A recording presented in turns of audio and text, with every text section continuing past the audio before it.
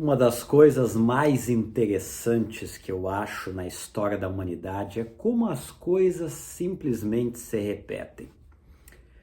Eu, há poucos dias atrás, conversando com um tio meu, ele me contou uma história que me fez refletir muito. Ele contou que o meu avô foi pastor ali na cidade de Santa Maria e região. É um homem que, embora eu não tive muito contato com ele faleceu quando eu ainda era bem novo.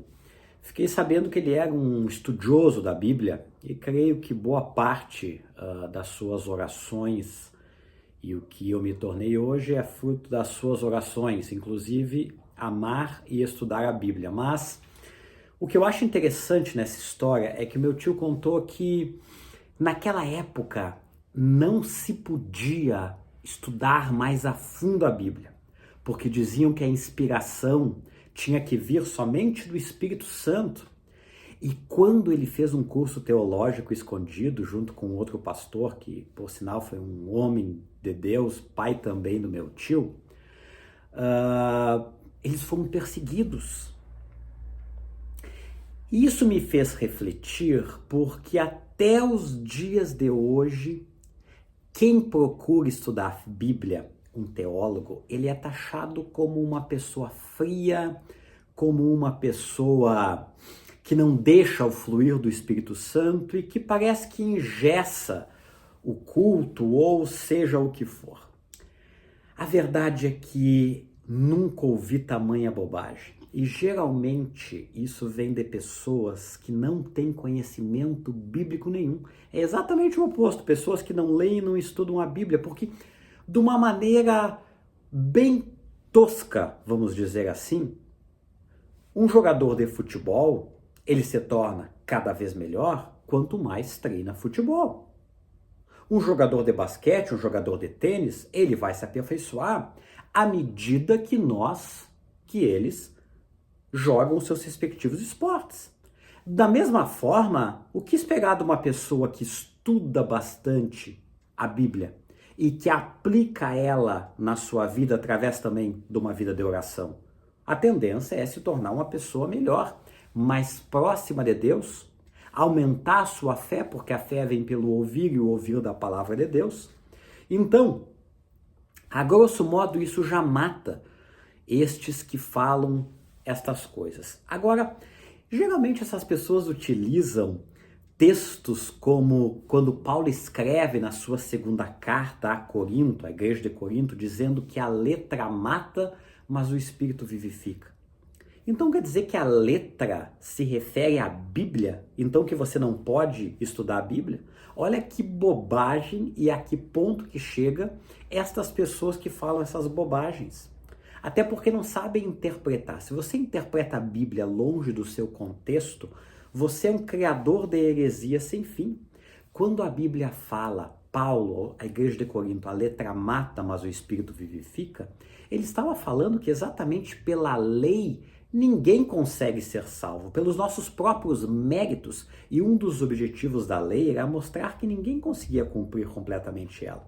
Para piorar a situação, os religiosos da época de Jesus, eles faziam interpretação oral da lei e colocavam mais carga sobre a lei. Inclusive Jesus diz, vocês colocam sobre as pessoas cargas que vocês mesmos não conseguiriam cumprir. Então a lei, quando diz que a letra mata, é que por nossos próprios esforços, e naquela época pela lei, ninguém conseguiria se salvar. Mas através de Jesus Cristo, que nos trouxe esse espírito de vida, é que nos dá a verdadeira salvação e a verdadeira vitória. Essa é a grande realidade. Então, eu convido você, estude mais a Bíblia. Leia mais a Bíblia, e assim a tua fé vai ser aumentada e a tua busca por Deus também vai ser. Agora, talvez você procurou esse vídeo exatamente pelo título, Reflexões de um Cristão Frio.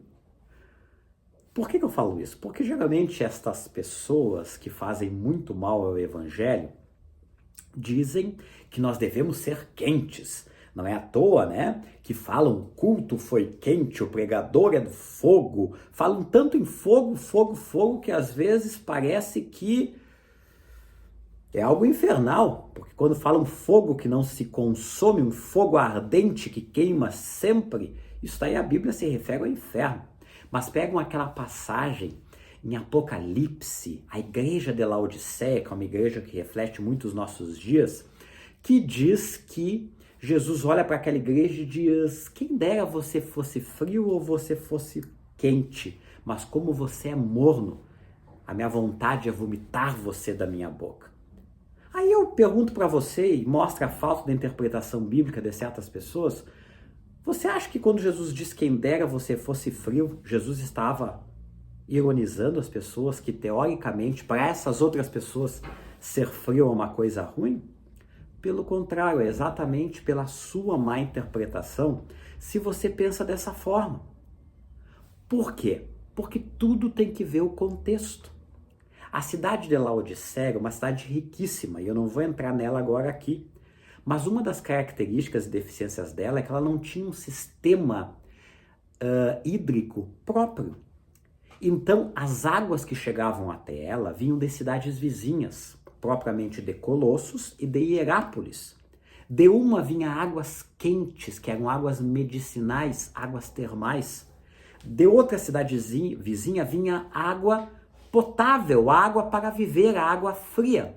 Só que quando elas se encontravam e chegavam até a cidade de Laodiceia, elas chegavam mornas. Era uma água ruim de beber. Então, quando Jesus, assim ele faz com todas as cartas, ele fala características da cidade que todo mundo saberia do que ele estava falando.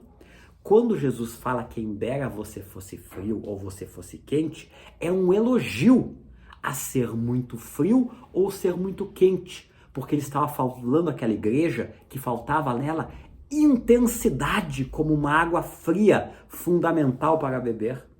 Intensidade como uma água quente, uma água termal, uma água medicinal, mostrando que ser morno acaba não adiantando para absolutamente nada. Então, a boa teologia associada à busca por Deus e à oração é a melhor coisa para o que o nosso irmão Pedro fala quando nos diz: crescei na graça e no conhecimento.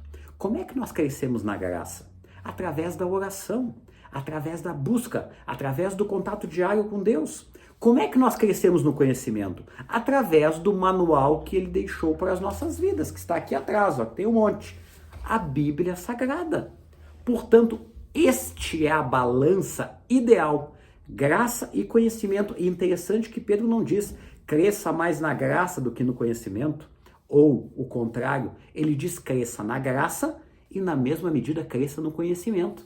E só para você saber, sabe contra quem que Pedro estava falando quando fala para crescermos na graça e no conhecimento? Contra exatamente falsos profetas, pessoas que estavam se filtrando dentro da igreja e trazendo confusão a ela.